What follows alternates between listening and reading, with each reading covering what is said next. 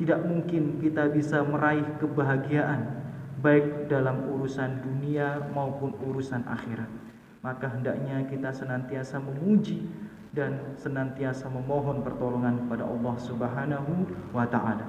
Dan tidak lupa, ikhwati fillah, saudara-saudariku semua, rahimani wa rahimakumullah, kita bersolawat Allahumma shalli wa sallim wa barik ala habibina al-mustafa Rasulillah Muhammad bin Abdullah wa ala alihi wa ashabihi wa man tabi'ahum bil huda ila yaumil qiyamah, amma ba'd. Baik, Bapak Ibu, saudara-saudariku semua yang semoga selalu dijaga dan dirahmati oleh Allah Subhanahu wa taala. Alhamdulillah, segala puji hanya bagi Allah. Kita dipertemukan kembali di rumah Allah yang mulia ini, di majelis yang mulia ini. Kami ucapkan jazakumullah khairan. Semoga Allah membalas hadirnya kita semua di sini dengan sebaik-baiknya balasan. Allah angkat derajat kita dan menjadi sebab bergugurnya dosa-dosa kita di sisi Allah Subhanahu wa taala. Amin ya rabbal alamin.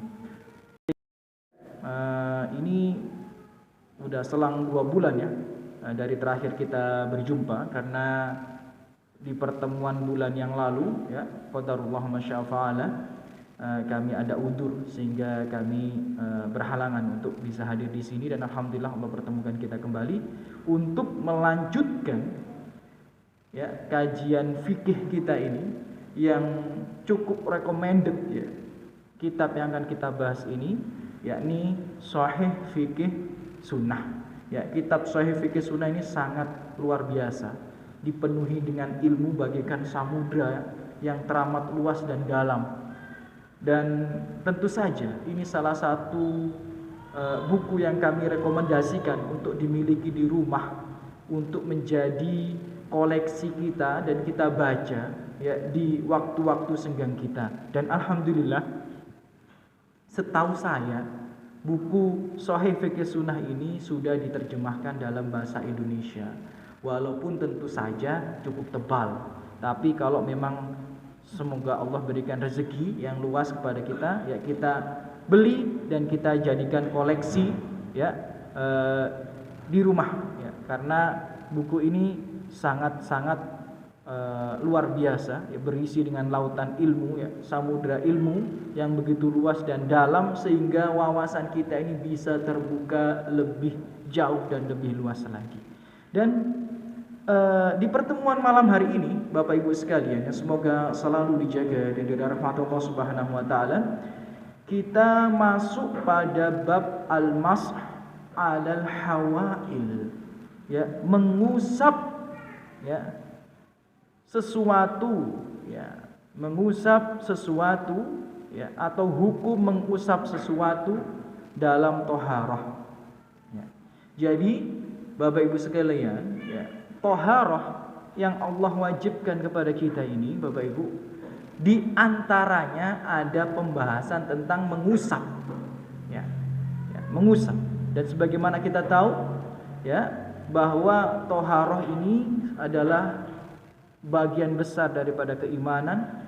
Toharah ini ya adalah syarat agar sholat kita ini dan ibadah kita ini diterima oleh Allah Subhanahu wa taala. Maka penting untuk kita mempelajarinya, dan diantaranya adalah tentang bab mengusap ya.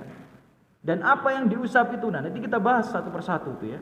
Ya, akan kita bahas ya satu persatu. Jadi hukum mengusap sesuatu ya bisa kita terjemahkan sedemikian ya. Hukum mengusap sesuatu dalam kurung dalam toharoh gitu ya. Awalan, yang pertama, al-mashu 'alal khuffaini, yakni mengusap 2 sepatu ya. Karena khuf itu 1, kalau khuffaini itu 2 ya. Jadi kitab itu 1, kalau kitabaini itu 2 gitu ya.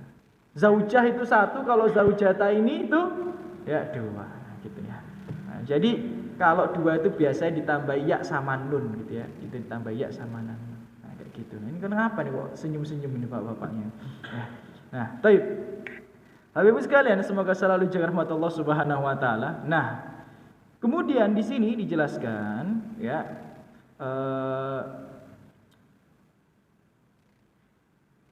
makna khuf ya itu adalah na'lu min Adam ya yugoto al-ka'baini ya, jadi semacam sandal tapi yang membungkus, baik itu terbuat dari kulit atau apapun itu ya, membungkus kaki itu sampai ka'baini. Ka'baini itu apa?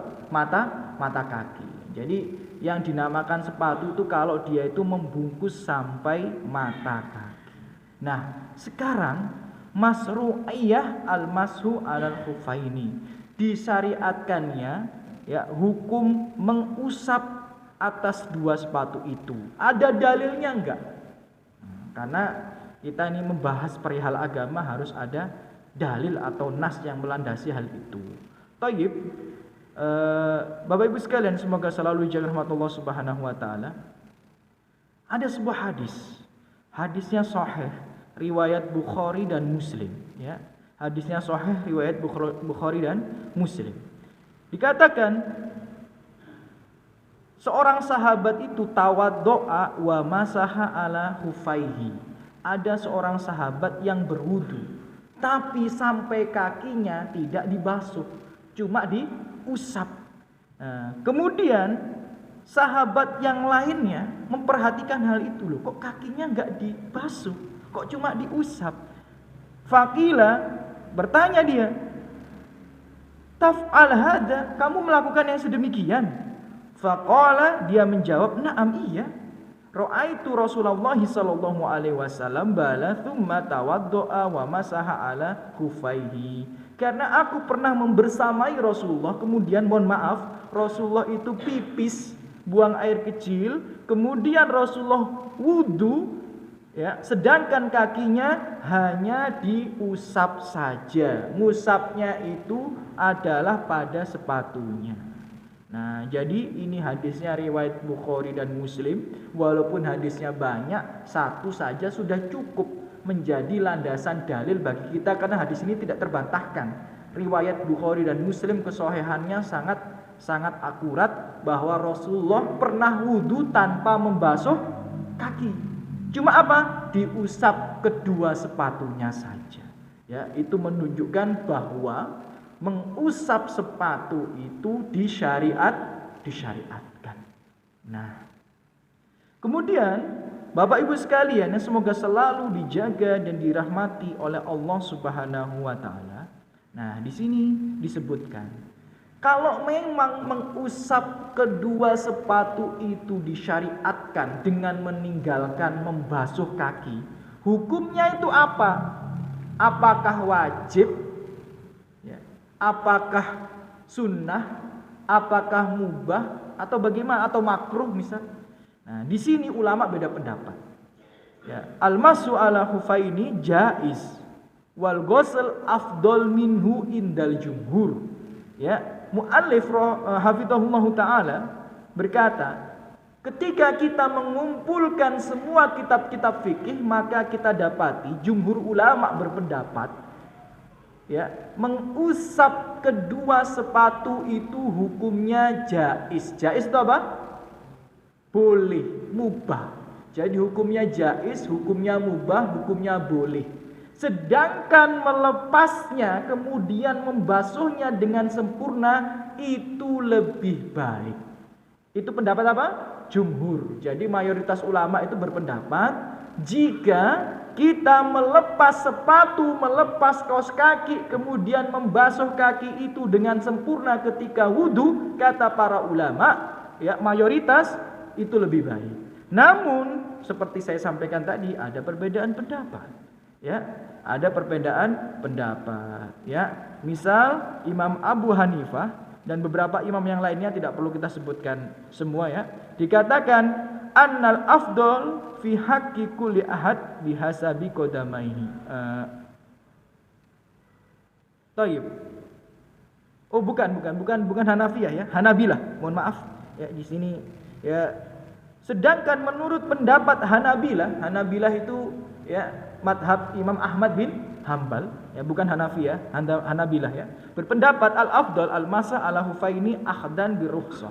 Ya, menurut Imam Ahmad dan dalam mazhab beliau bahwa ketika kita menggunakan sepatu, menggunakan kaos kaki, justru yang lebih afdol itu adalah mengusapnya.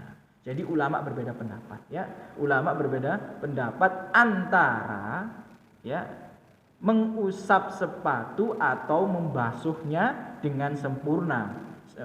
Mayoritas ulama berpendapat membasuh dengan sempurna itu lebih utama, sedangkan Imam Ahmad dalam madhabnya, juga pengikut-pengikut beliau rahimahullah ta'ala, berpendapat mengambil rukhsah dari Allah subhanahu wa ta'ala itu lebih diutamakan, karena kebiasaan Rasulullah memang seperti itu. Kalau Rasulullah sudah kadung, apa kadung itu? Sudah terlanjur, ya, sudah terlanjur pakai sepatu, nggak pernah dilepas sama Rasulullah.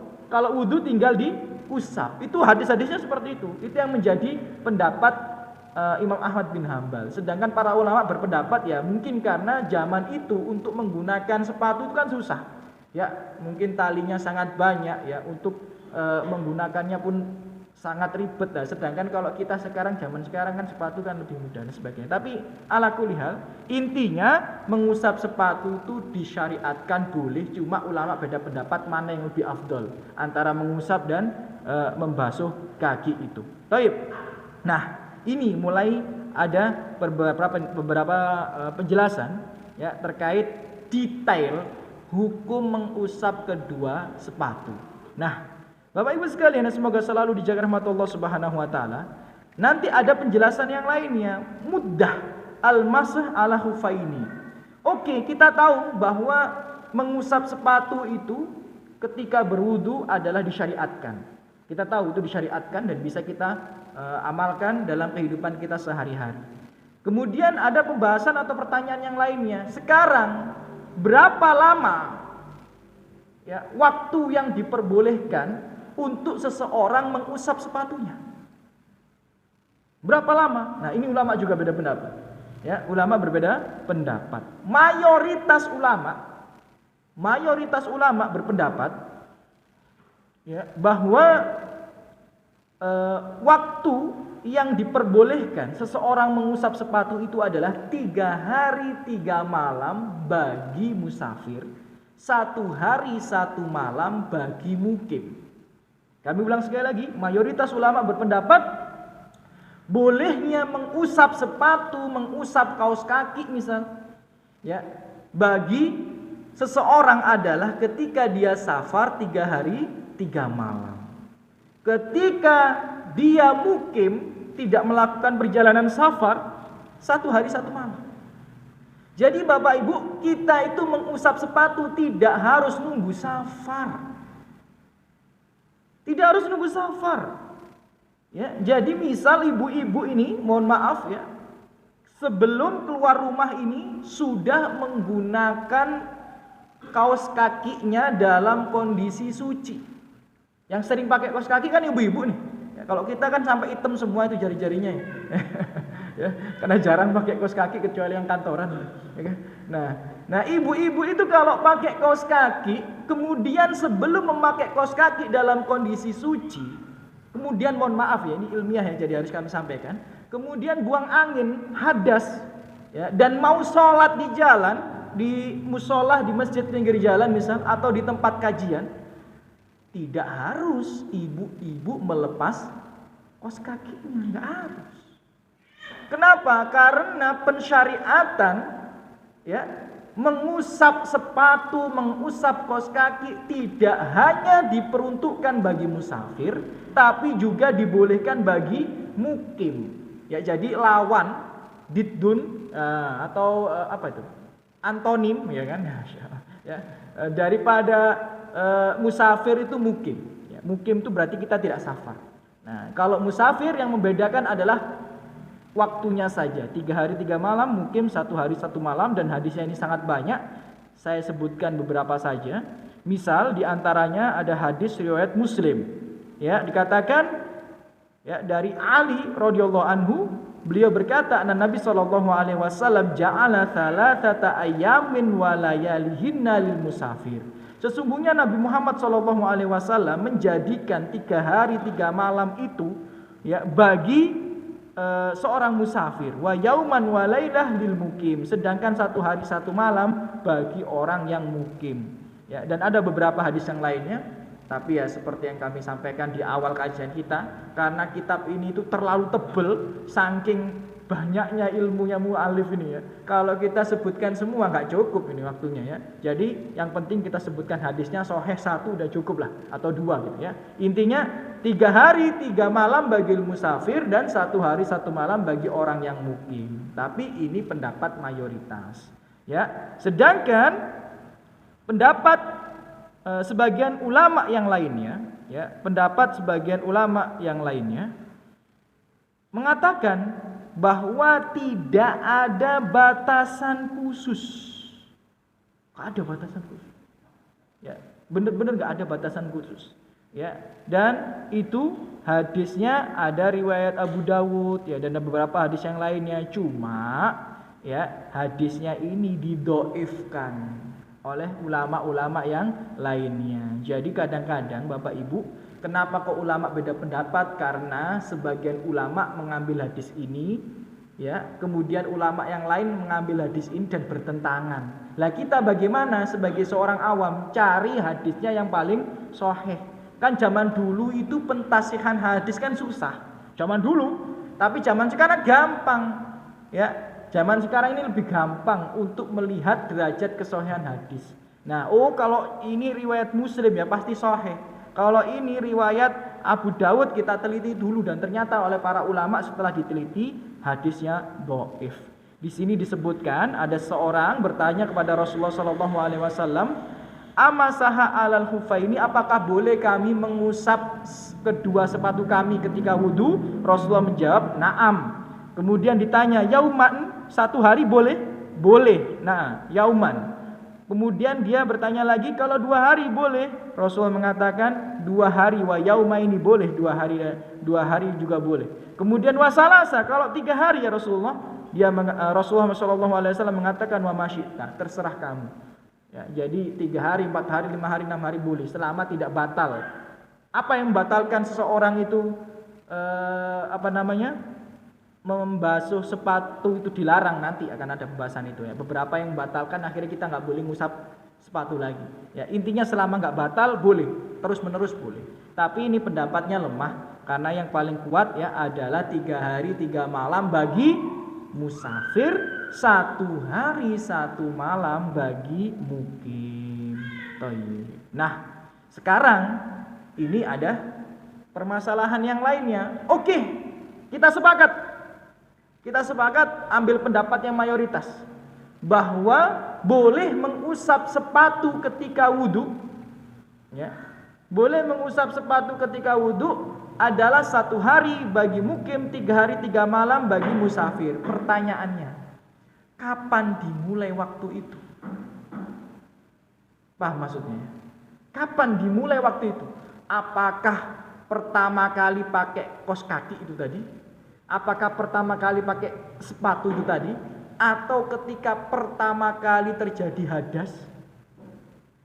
Nah, ini nanti kita coba jelaskan sedikit demi sedikit. Nah, ini jadi kita masuk kepada permasalahan kapan waktu 1 hari 1 malam atau 3 hari 3 malam itu dimulai.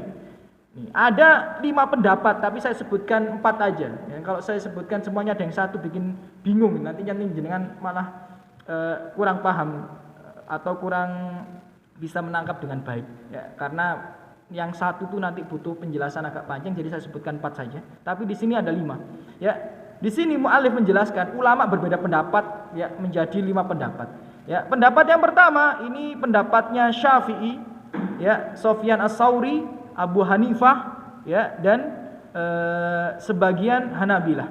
Dikatakan pendapat yang pertama itu adalah yabda min awali hadas ba'dal labs. Nah, jadi gini, pertama kali terjadi hadas itu hitungannya madhab Syafi'i ya, Sufyan Ats-Tsauri dan Abu Hanifah. Misal ya, ini contoh nih ya, bapak dan ibu pakai kaos kakinya itu jam 9 pagi. Misal pakai kaos kakinya kapan? Jam 9 pagi. Kemudian sholat duhur masih pakai Wudu itu tadi, wudu yang jam 9 itu belum batal. Ya, belum batal. Mohon maaf, jam 1 kentut. Ya, jam 1 kentut. Maka hitungannya itu 1 hari itu dari jam 1, bukan dari jam 9. Jadi sehari berikutnya sholat duhur lagi nih ya, masih menggunakan mengusap kaos kaki, boleh apa tidak? Boleh. Paham maksudnya ya? Jadi pertama kali dihitungnya itu dari jam 1 itu tadi ya, ketika terjadi hadas, bukan ketika awal ya. Jadi ketika terjadi hadas jam 1 tadi itu. Nah, dari disitulah ya jenengan ya Bapak Ibu sekalian, semoga selalu jaga rahmat Allah Subhanahu wa taala ya, misal pakai kaos kaki kemudian pulang lagi ketiduran sampai malamnya ya pakai kaos kaki subuh ya, masih pakai kaos kaki nggak dilepas-lepas, boleh nggak? Boleh, nggak ada masalah ya, nggak dilepas nggak apa.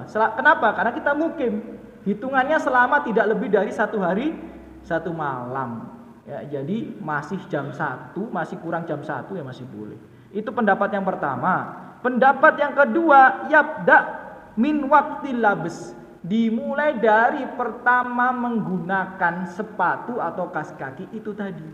Jadi kalau dulu ya, waktu itu jenengan Bapak Ibu sekalian, semoga selalu jaga rahmat Allah Subhanahu wa taala, menggunakan kaos kaki atau sepatunya itu jam 10 ya. Jam 10, maka batasnya sampai jam 10 lagi besok pagi.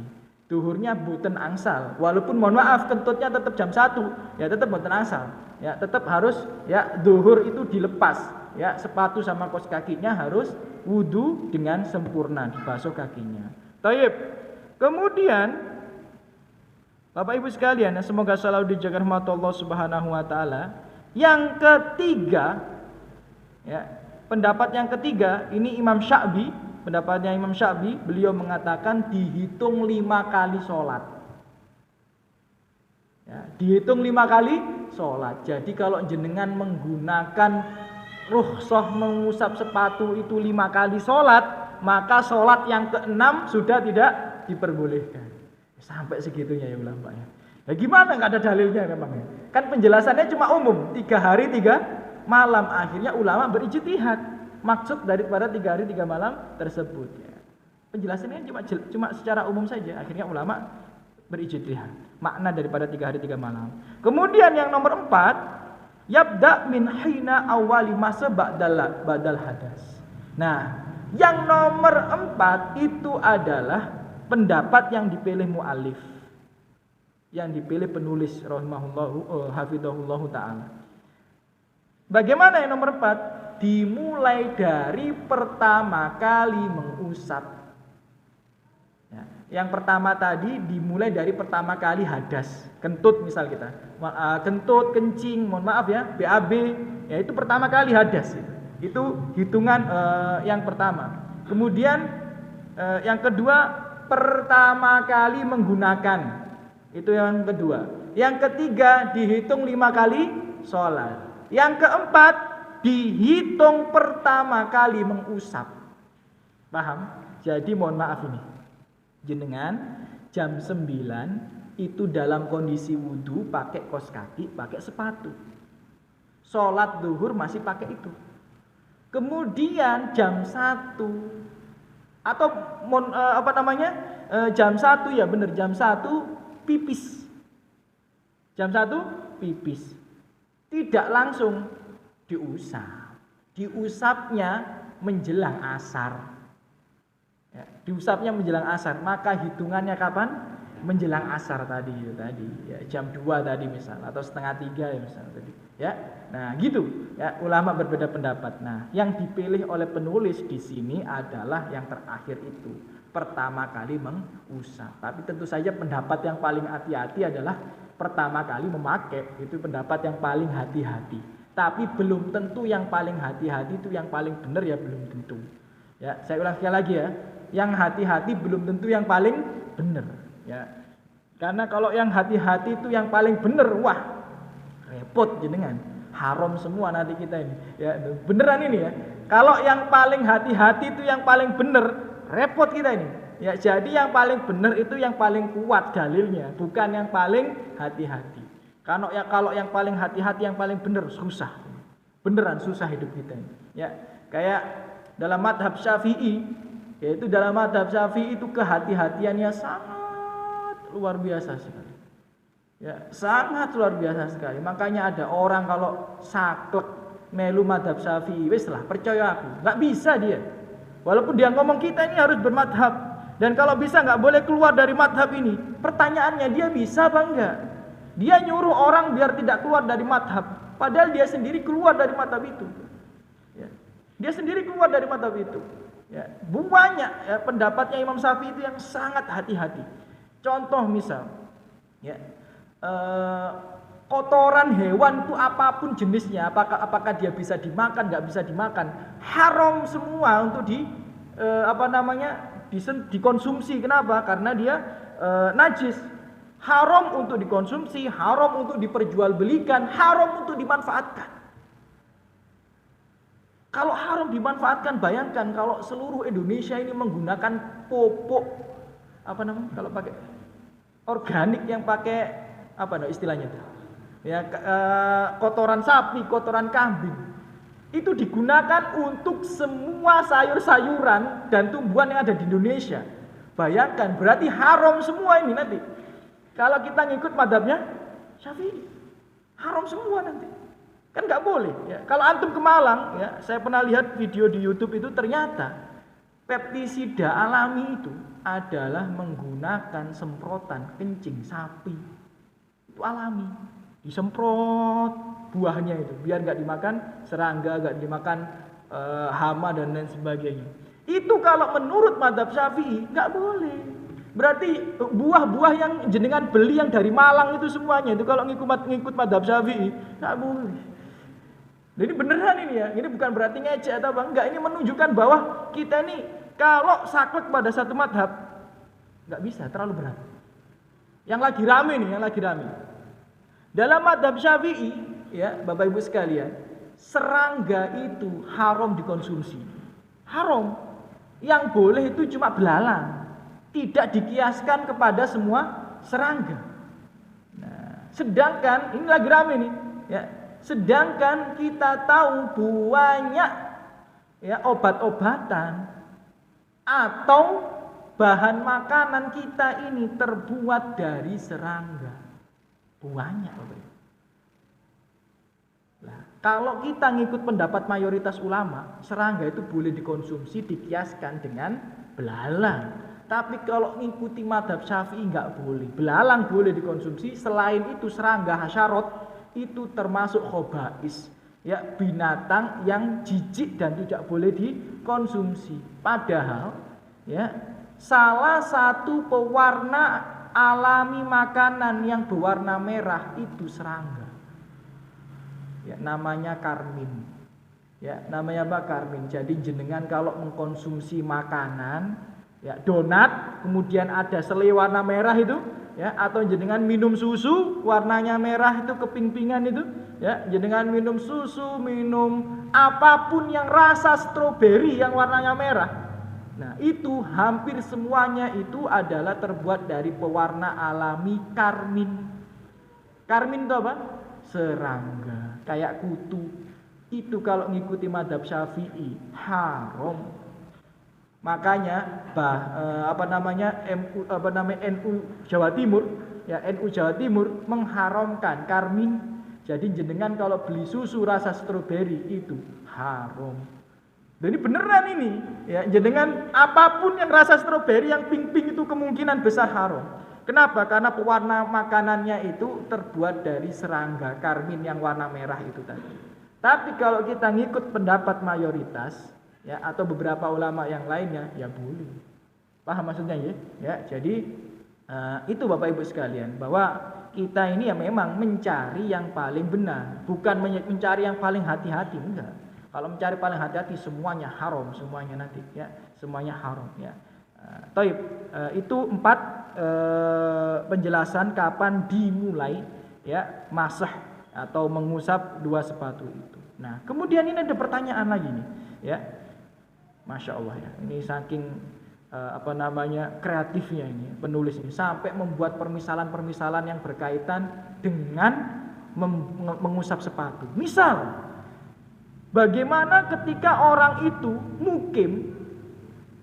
Orang itu kan mukim, nggak ada niat safar, terus tiba-tiba aku safar gitu. Paham maksudnya? Tadi kan kalau mukim 1 hari 1 malam.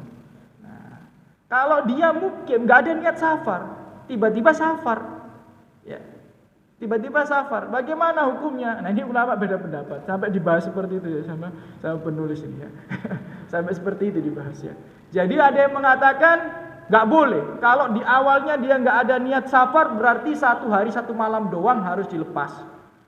Baru setelah itu dihitung ya 3 hari 3 malam, dipakai lagi dihitung 3 hari 3 malam. Itu pendapat yang pertama. Pendapat yang kedua langsung dihitung 3 hari 3 malam dari awal dia memakainya. Dan pendapat yang kedua yang paling kuat. Nah, kemudian ada pertanyaan lagi, bagaimana kalau dia safar kemudian mukim? Nah, tadi kan dia mukim dulu, kemudian safar, dia nggak ada niat safar ya. Tiba-tiba Mas Wahyu, yuk ayo jalan-jalan yuk ke Malang, nah gitu tiba-tiba gitu. Oh ya udah, ya, padahal tadi sebelumnya pakai kaos kaki. Nah, ya, itu nggak boleh 3 hari 3 malam, harus 1 hari 1 malam. Ya dilepas, pendapat yang pertama ya, dilepas kemudian pakai lagi. Tapi pendapat yang kedua yang kami pilih boleh langsung dihitung 3 hari 3 malam. Nah ini sebaliknya, safar tapi nggak sampai 3 hari 3 malam, gitu paham maksudnya ya. Jadi jenengan safar ke Malang cuma sehari, nah kemudian balik lagi ke Mojokerto ya hari keduanya. Nah ini bagaimana? Apakah dihitung 3 hari 3 malam karena antum sempat safar, ya kan? Atau 1 hari 1 malam? Maka pendapat yang paling kuat ya, nggak perlu kita jelaskan secara detail nanti bingung ya. Intinya 1 hari 1 malam ya. Ya pendapat yang paling kuat adalah ketika sudah melampaui 1 hari 1 malam maka sudah selesai waktu dia ketika dia dihukumi mukim di tempat tersebut ya. Ketika dia dihukumi mukim ke tempat tersebut ya. Toyib, karena saya pernah ketemu ya ikhwan ya. Dia jalan ke Sidoarjo, ke Surabaya, kemana gitu atau ke Lamongan gitu. Kan niatnya safar. Niatnya apa? Safar. Sampai Mojokerto maghrib. Sampai Mojokerto maghrib loh. Sampai Mojokerto loh. Sholat maghrib sama isya loh di jamak kosong. Paham maksudnya ya? Jadi dia safar ke Sidoarjo, safar ke Lamongan atau kemana, intinya luar kota lah itu ya. Karena ada kegiatan relawan gitu. Sampai ke Mojokerto maghrib. Sampai Mojokerto ya ketemu saya baru salam habis sholat maghrib itu ya, kemudian zikir ya, kemudian intinya balik pulang, saya keluar dari masjid, dia datang. Nah, kemudian rencananya itu habis sholat maghrib jalan sama saya, rencananya habis sholat maghrib. Ternyata kok dia nggak sholat isya gitu. Loh, kok nggak sholat isya? Tadi sudah saya jamak qashar waktu maghrib. Padahal dia udah di Mojokerto. Nah, loh ini kata siapa? Kata ustadznya kan. Loh, kata ustadznya ini gimana ustadznya ini? Nah, katanya ustadz kajian. Waktu ngisi kajian ustadz sunnah. Loh, kok bisa itu? Akhirnya saya langsung ambil referensi semua kitab itu, saya screenshot semua, saya screenshot sampai artikel-artikel saya kumpulkan semua sampai mungkin ada berapa 15 mungkin ya, sampai 15 atau 10 lebih lah artikel sama screenshot itu saya kirimkan. Nggak boleh gitu ya. Jadi kalau ente sudah jadi mukim nggak ada rukhsah qashar lagi ya. Ada rukhsah jamak, ada itu. Tapi itu pun pendapat yang lemah. Saya ulang sekali lagi ya. Rukhsah jamak masih ada, tapi itu pendapat yang lemah. Yang kuat enggak. Kalau rukhsah qashar gak ono blas. Nah ini katanya diajari ustadznya, ini repot ini. Ya, jadi kadang-kadang ya memang harus lebih selektif lagi ya. Kadang-kadang bisa jadi apa yang disampaikan ustadz itu kepleset dan sebagainya, namanya juga manusia. Jadi harus paling tidak kalau ada yang aneh-aneh dikit ya ditanyakan ke ustadz yang lain lah gitu dan sebagainya gitu. Dan waktu itu sudah selesai waktu isya dan sebagainya, ini repot lagi nih ya dan sebagainya. Ala kulli hal. Baik. Nah, kemudian pertanyaan yang lainnya, hal yamsah alal khuf al muharrak, ya. Kalau khufnya itu robek, ya, bolong, apakah boleh? Ya, apakah boleh? Ada dua pendapat di sini. Ya, ada dua pendapat. Pendapat yang pertama itu pendapatnya Imam Syafi'i dan Imam Syafi'i dan Imam Ahmad mengatakan nggak boleh. Pendapat yang pertama, pendapat Imam Syafi'i dan Imam Ahmad mengatakan nggak boleh. Nah, ini menunjukkan ya. Jadi madhab Syafi'i itu memang selalu lebih hati-hati. Jadi kalau antum pengen madhab Syafi'i ya silahkan. Tapi saya jamin pasti nanti antum keluar dari madhab itu gitu ya. Kenapa? Karena banyak sekali ya perkara dalam madhab Syafi'i itu yang harus antum paling tidak tinggalkan ya, karena antum nggak bisa ya, mengamalkan semuanya gitu ya. Antum tidak bisa mengamalkan semuanya. Dalam madhab Syafi'i dan Ahmad di sini ya dikatakan khuf itu harus menutup sepenuhnya kaki sampai mata kaki. Itu madhab Syafi'i dan Ahmad. Sedangkan madhabnya Imam Malik dan Abu Hanifah mengatakan boleh. Mengapa? Beliau di sini mengutip beberapa riwayat karena beberapa sahabat itu miskin. Ya, beberapa sahabat miskin dan beberapa sepatu-sepatunya sahabat itu kemungkinan besar itu juga robek-robek, bolong-bolong. Ya, tapi Rasulullah tidak pernah memberikan perintah kepada mereka untuk melepas semua sepatunya. Kan kalau bolong tadi kan menurut Imam Syafi'i dan Imam Ahmad kan harus dilepas, nggak boleh. Tapi Rasulullah nggak menyuruh untuk melepasnya. Dan ini riwayat-riwayat ini dibawakan oleh Ibnu Taimiyah juga, rahimahullah taala ya, dan ulama yang lainnya. Dan penulis di sini lebih condong ke pendapat yang kedua. Selama itu dikatakan sepatu, ya, selama itu dikatakan pembungkus kaki walaupun robek-robek, ya, itu insya Allah masih dihukumi khuf. Karena beberapa sahabat pun ada yang sedemikian karena miskin dan sebagainya. Tapi kalau mau hati-hati ya, ambil pendapatnya Imam Syafi'i dan Imam Ahmad. Kemudian, nah di sini ada penjelasan juga ini. Ya. Sekarang daerah mahal almas wasifati. Bagaimana? Mohon maaf ya.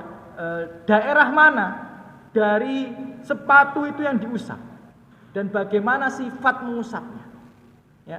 Ya, jadi sifat mengusapnya itu seperti apa dan ada di bagian mana? Gitu ya.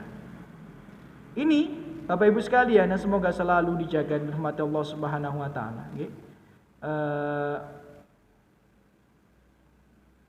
Di sini ulama juga beda pendapat. Ya, ulama berbeda pendapat.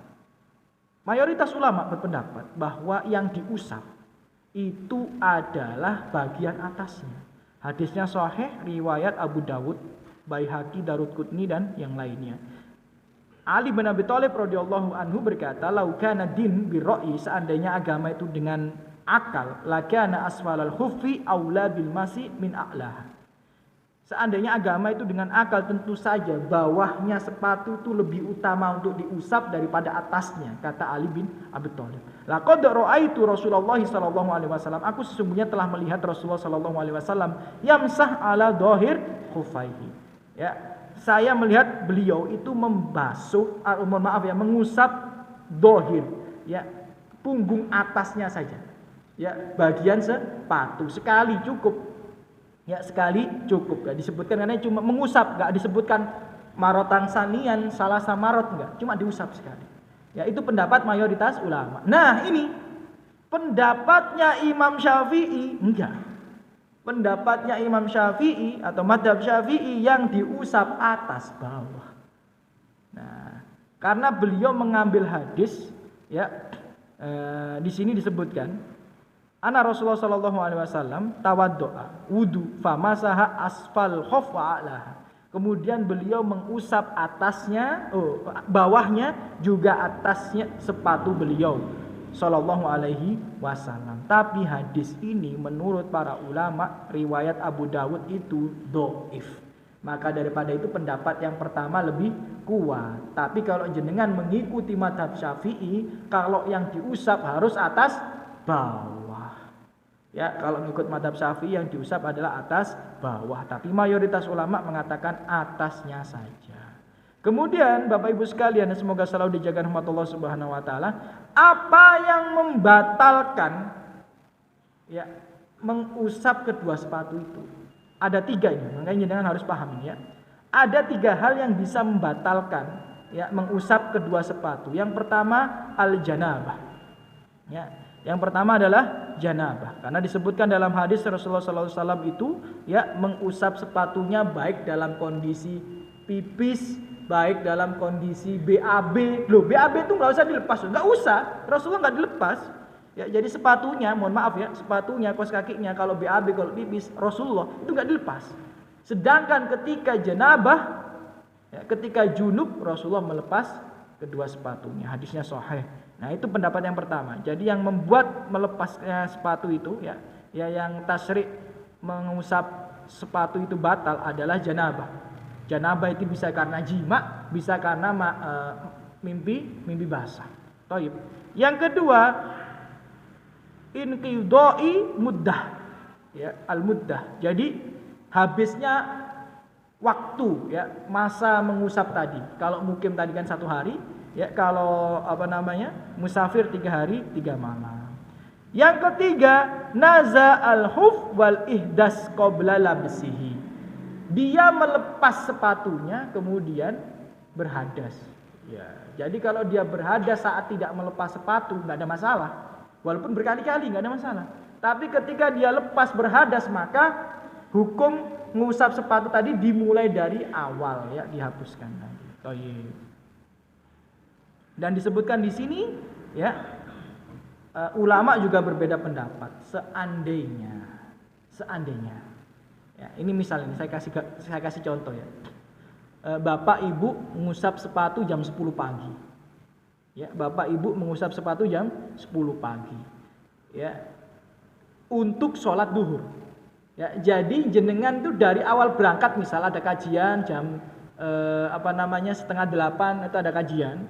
Nah, jenengan berangkat itu pakai kaos kaki, pakai sepatu itu dalam kondisi wudhu. Kemudian berhadas jam 9, jam 10 atau setengah 11 jenengan wudhu dengan mengusap sepatu. Boleh nggak sholat duhur sholat duhur itu dengan hal yang sedemikian? Kan boleh, nggak ada masalah. Nah, pertanyaannya, jam 2 jenengan melepas sepatunya tadi, melepas kaos kakinya tadi. Boleh nggak sholat asar dengan wudhu di jam 10 tadi? Nah, ini ulama beda pendapat. Ada yang mengatakan tidak boleh. Ya, ada yang mengatakan nggak boleh. Kecuali, ada kecualinya.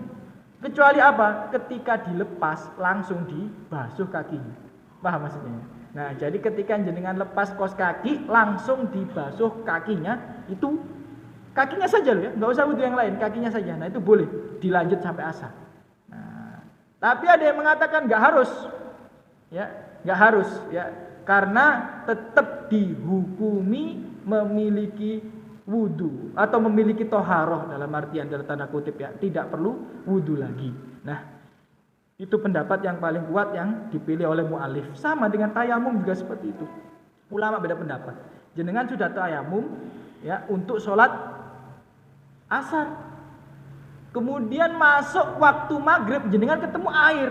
Nah, ini tayamumnya batal ya, atau bisa digunakan untuk sholat maghrib. Itu ya, ulama beda pendapat. Seperti itulah ya. Paling tidak kita untuk menambah wawasan kita. Nah, thayyib.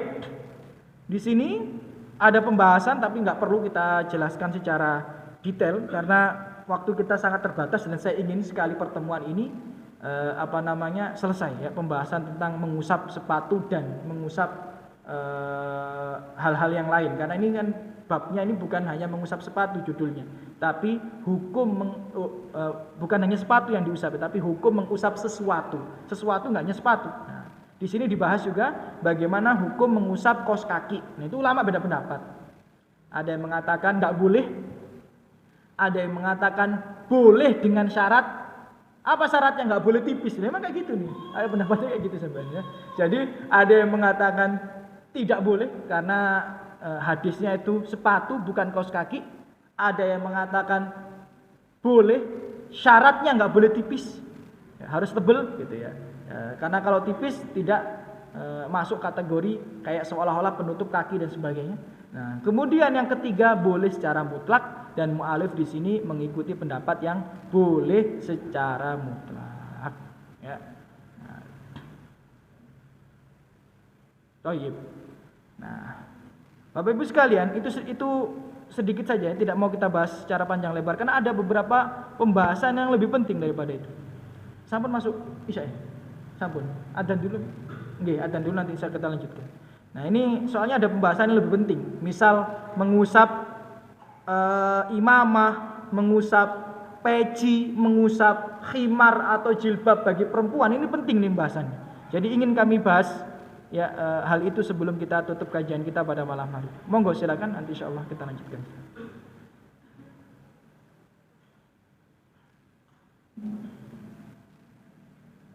Allahu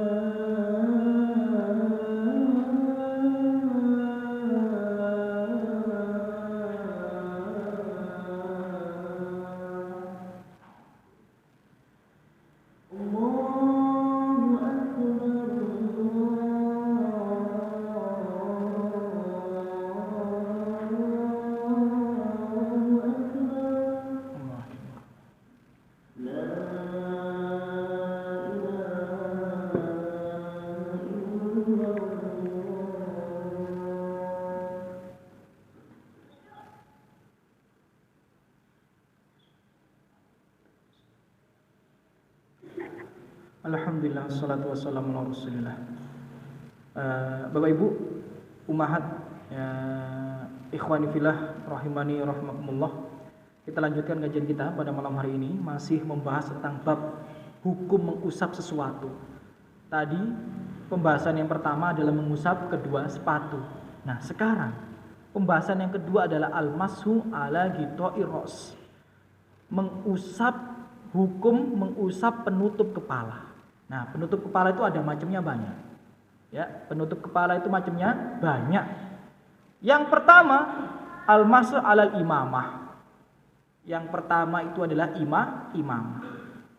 Semerap jenah imamah ya. Imamah yang dibulet-bulet ya. Apa bahasa kita? Surban. Ya, surban bahasa kita.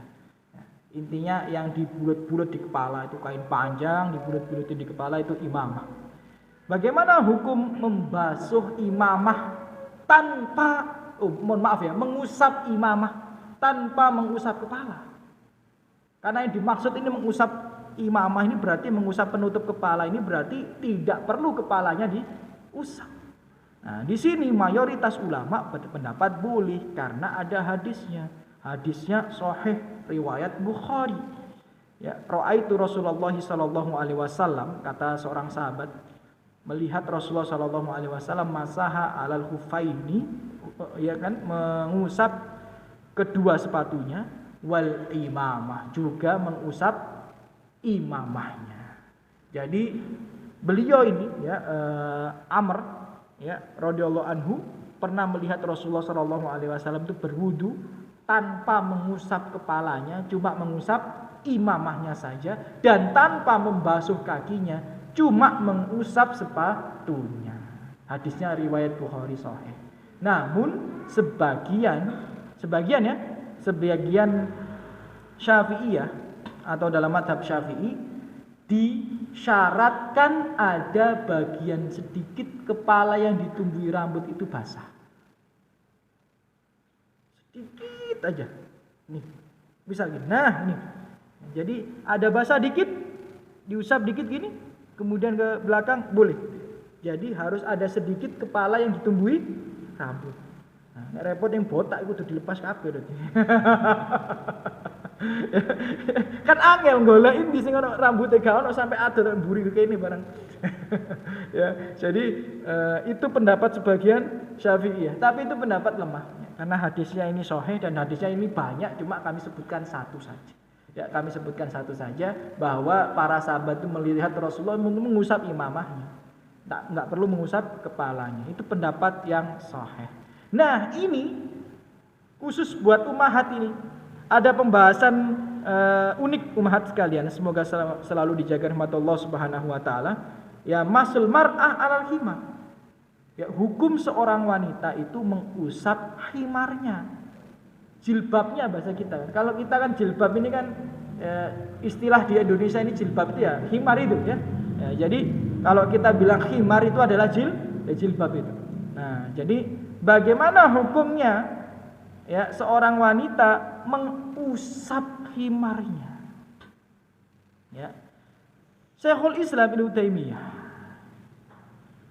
rahimahullahu taala dan beberapa ulama yang lainnya mengatakan boleh dikiaskan dengan apa? Hukum mengusap imamah. Boleh. Tapi ada tapinya. Ternyata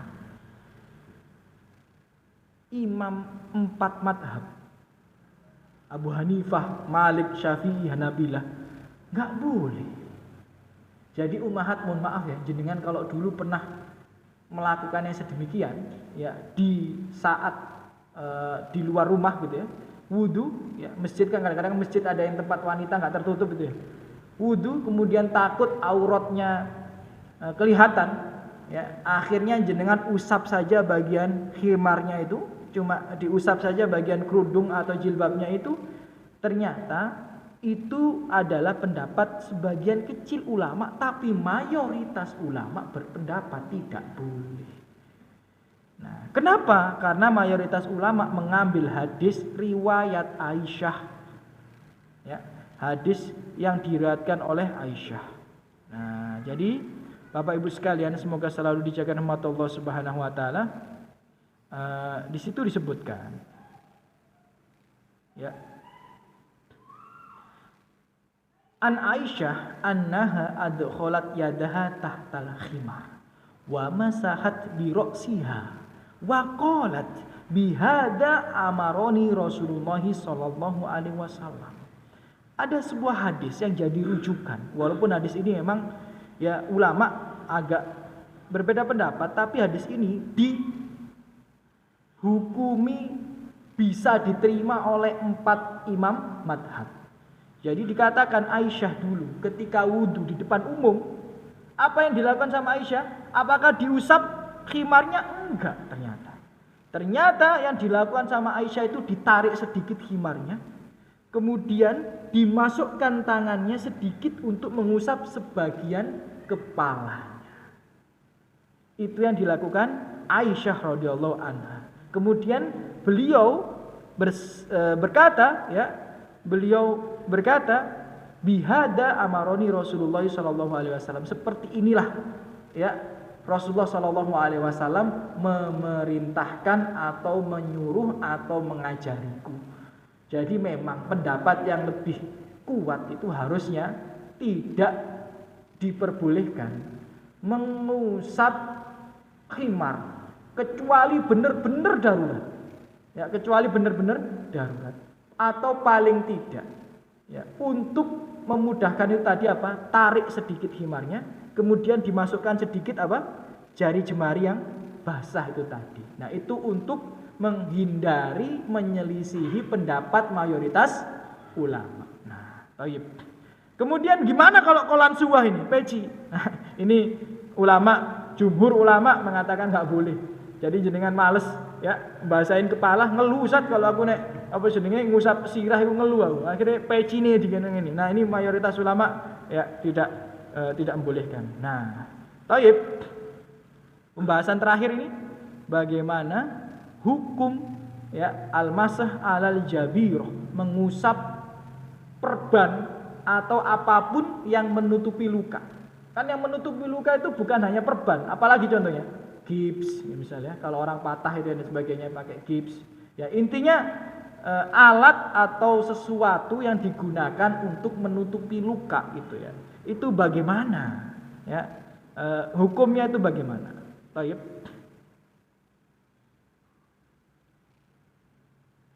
Dikatakan ini, ya, ada banyak hadis, ya, Bapak Ibu sekalian, yang semoga selalu dijaga rahmat Allah Subhanahu wa taala. Tapi ternyata hadisnya itu kebanyakan doif gitu, ya. Jadi hadisnya itu kebanyakan doif. Yang ada itu adalah perkataan Ibnu Umar. Ya, jadi perkataan sahabat bukan perkataan Nabi Muhammad SAW. Ibnu Umar berkata, "Man kana lahu jarh maksub alaihi", siapa yang memiliki luka, ya, yang memang terkena pada daerah tersebut, ya, daerah wudu itu, tawaddoa wa masaha alal asoib, berwudulah dia. Jadi berwudu bukan tayamum, ya, berwudu bukan tayamum, ya. Kemudian mengusap, ingat ya, mengusap itu bukan membawa air, cuma tangan kita ini mamel, tangan kita ini basah, kemudian kita usapkan, bukan bawa air kayak gini kemudian kita goyangkan, bukan, ya, tapi usapkan. Jadi tangan mamel itu, ya, diusapkan. Nah, ini pendapatnya Ibnu Umar, ya. Kemudian yaksil ma haulal asoib, selain anggota yang terluka dibasuh seperti biasa. Jadi keliru kalau ada orang sakit tayamum, itu keliru. Tapi fakta loh ini. Loh, kok tahu Ustaz? Karena kami sering nongkrong bareng dokter-dokter. Ya, jadi yang ikut pengajian kami itu banyak dokter-dokter. Ya, kemudian kita diskusi lah. Namanya juga kan habis kajian kadang kan ngobrol ngalor ngidul sebagainya. Kemudian beberapa dokter itu bercerita sangat memprihatinkan Ustaz. Harusnya Ustaz, harusnya, ya, rumah sakit itu memanggil ustadz untuk mengajari orang-orang yang sakit itu bagaimana beribadah dengan benar. Ini dokter-dokter ini yang ngomong ke saya, karena mereka mengatakan banyak sekali innalillahi wa inna ilaihi rajiun, memprihatinkan. Orang-orang sakit ibadahnya enggak karu-karuan, berantakan, enggak karu-karuan. Salah satunya adalah apa? Ketika sakit mereka tayamum nih. Kalau tangan kiri patah, bukan tayamum, tapi berwudu tanpa membasuh, ya, tangan kiri itu tadi. Nah, dan ini enggak tuh. Prihatinnya dia katanya, di sini tuh banyak ustadz dipanggil sama rumah sakit, Ustaz, tapi cuma buat sholawatan doang, gitu. Ya, sama ndongakno pasien wis ngono tok, ya. Jadi sholawatan ndongakno pasien gitu. Tapi enggak diajarkan bagaimana toharoh yang benar itu seperti apa, ya kan? Bagaimana berwudu dengan benar, tayamum dengan benar, enggak diajarkan. Ya, enggak diajarkan, ya. Bahkan tayamumnya sembarangan. Sebagaimana pernah saya sampaikan di sini. Kalau tangan saya tempelkan di sini buat tayamum, enggak sah. Mayoritas ulama berpendapat gak sah. Nah, kenapa? Karena ketika tayamum itu harus, ketika kita tempelkan seperti ini, kita angkat, ada bekas debu di tangan kita. Lah di rumah sakit ada nggak tempat yang seperti itu? Kalau ada yang seperti itu, rumah sakitnya ditutup, disegel, karena office boy-nya nggak kalau kerja, ngerti ya Bang ya? Nggak bisa, nggak ada. Lah terus bagaimana? Ini bukan fatwa saya ya. Kalau fatwa saya jenengan protes instruksi silahkan, nggak ada masalah. Saya siapa, saya ustadz kecil, bukan siapa-siapa. Fatwanya Al-Alamah Syekh Muhammad bin Shalih Al-Utsaimin mengutip banyak sekali pendapat ulama. Beliau ditanya bagaimana jika kita kesulitan untuk wudu. Beliau mengatakan tetap berusaha berwudu. Kalau nggak bisa berwudu, tayamum jika mendapati debu. Jika tidak mendapati debu, sholatlah tanpa wudu. Bukan dengan tayamum. Bukan dengan tayamum pakai tembok gini, boten. Nggak ada debunya, ini bukan tayamum namanya.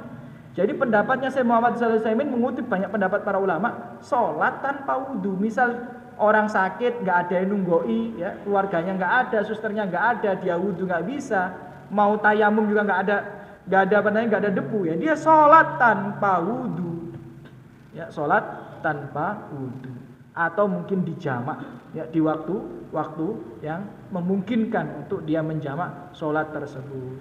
Tapi ya itulah ya yang memprihatinkan, banyak saudara-saudari kita di luar sana bodoh, jahil dalam permasalahan toharoh. Akhirnya rusak semuanya ibadahnya.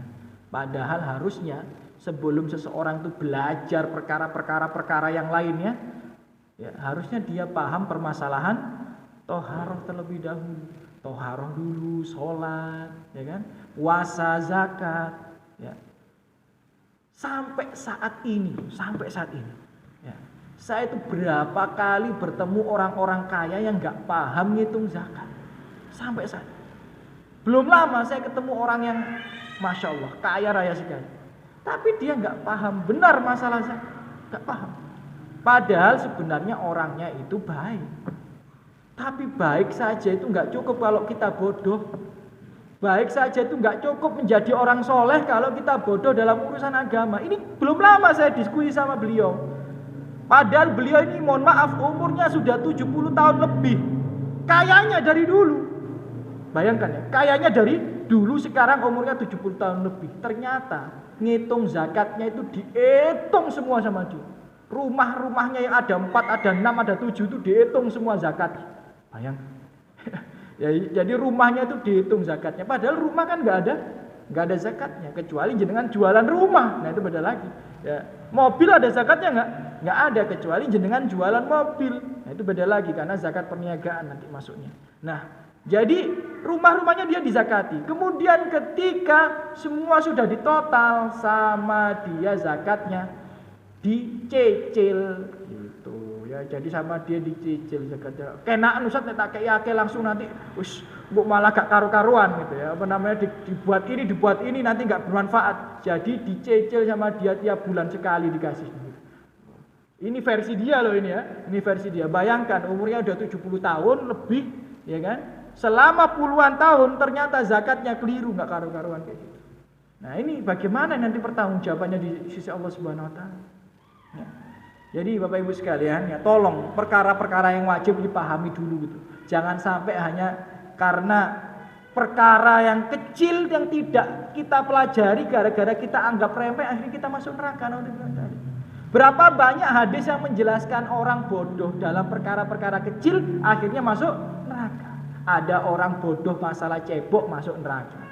Ada orang bodoh masalah wudhu dia masuk neraka. Ada bodoh lagi dalam masalah toharo yang lainnya masuk neraka. Banyak sekali ya. Bahkan kalau jenengan lihat tulisan para ulama, kebanyakan sebab siksa alam kubur. Ini alam kubur ya, bukan di neraka ya. Kalau jenengan buka nanti ya siksa-siksa alam kubur, kitab-kitab menjelaskan siksa alam kubur, mayoritas ulama berpendapat salah satu sebab terbanyak yang membuat seseorang itu diadab di alam kubur adalah karena dia bodoh dalam perkara toharoh. Kemudian mereka menyebutkan dalilnya ini. Nah, jadi penting, nggak usah Percuma jenengan bisa bahasa Arab lancar tapi kalau nggak paham masalah toharo ya percuma. Ya, karena toharo ini termasuk adalah ujung tombak daripada ibadah kita yang bisa mengantarkan kita menuju sholat yang baik dan lain sebagainya dan lain sebagainya. Bahkan toharoh pun itu nanti ada dua macam, ada toharoh dari najis, ada toharoh dari hadas, itu macamnya aja juga. Makanya salah satu alasan saya kenapa kok memilih tema toharoh itu ya karena memang ini yang harusnya jenengan pahami, jenengan pelajari sebelum mempelajari yang lainnya. Gitu. Sampean apal bagaimana tata cara sholat gerhana, padahal hukumnya sunnah. Jenengan hafal bagaimana tata cara sholat istisqa, padahal hukumnya sunnah. Ya. Tapi masalah toharo yang wajib ain ini, ya jenengan nggak paham ini repot. Makanya nggak kita belajar bareng-bareng. Ya. Semoga Allah mengangkat kemudahan kita ini khususnya dalam perkara-perkara yang wajib. Jadi itu yang bisa kami sampaikan pada malam hari ini Bapak Ibu sekalian. Semoga selalu dijaga rahmat Allah Subhanahu wa taala. Kemudian insya Allah ya udah selesai pembahasan tentang hukum mengusap sesuatu itu tadi. Ya ada tadi sepatu, ada tadi penutup kepala, ada tadi alat untuk menutup luka dan sebagainya. Insya Allah di pertemuan berikutnya ini juga sangat penting karena ini membahas terkait al-ghuslu. Apa? Al-ghuslu itu artinya mandi jenabah. Ya, mandi jenabah ini penting ya karena mandi jenabah ini di sini selain mandi jenabah pada diri sendiri, insya Allah nanti juga mungkin ada pembahasan tentang bagaimana tata cara memandikan mayit. Yang mohon maaf selama pengalaman kami, saya tuh lihat banyak sekali mudin yang Mojokerto ini ya cuma gelarnya saja mudin, tapi ternyata ketika memandikan jenazah nggak bener. Itu saya lihat dengan mata kepala saya sendiri, cuma saya nggak bisa membenarkan bagaimana karena bukan saya yang diamanai. Kalau saya benarkan malah rame mbak mudine nang wong repot ini. Yang satu nangis gara-gara ditinggal keluarganya mati, masa kita teman-teman mbak mudine kan nggak masuk akal gitu ya. Kecuali kalau dari awal keluarganya mengamanahkan kami, tolong Ustadz rawat jenazahnya, ya saya bisa rawat dengan baik. Tapi kalau dari awal diamanatkan ke mudinnya, ya urusan mudinnya. Ya mau salah-salah mau gimana? Ya cuma mengingatkan sebisanya. Kalau mudinnya ya wis urusannya mudin.